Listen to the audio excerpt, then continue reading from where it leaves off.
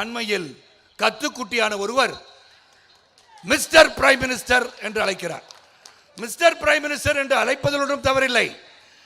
நீங்கள் கொடைநாட்டிலே தெருவிலே நின்று கொண்டிருக்கும் போது மிஸ் ஜெயலலிதா ஜெயராம் என்று சொல்லியிருப்பீங்களா? என்ன தவறுன்னு கேட்குறீங்க?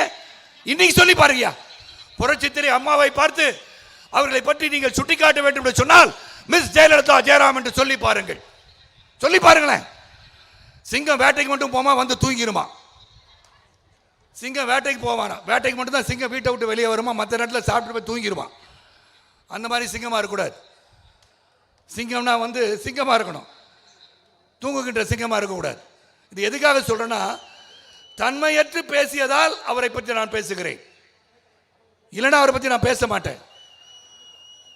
அங்கே வந்து நமது முதலமைச்சர் அவர்களை அவரின் தாய் மாமன் அப்படின்றார். அவர் வந்து மாமா அங்கிள் கூப்பிடுவான்றார். நீ என்ன கூப்பிடுங்க, அங்கிள் கூப்பிடுங்க, தாத்தான்னு கூப்பிடுங்க, என்ன வேணா கூட கவலைப்படல. ஆனால் தரம் என்று ஒன்று இருக்கிறது. You cannot call the honorable prime minister by his name. You cannot call the chief minister of our state by his name. You cannot ridicule them because they elected people. மக்களால் தேர்ந்தெடுக்கப்பட்டவர்கள். நீங்க அந்த மனிதருக்கு மரியாதை கொடுக்கிறீர்களோ இல்லையோ, அந்த பதவிக்கு மரியாதை கொடுத்தாக வேண்டும்.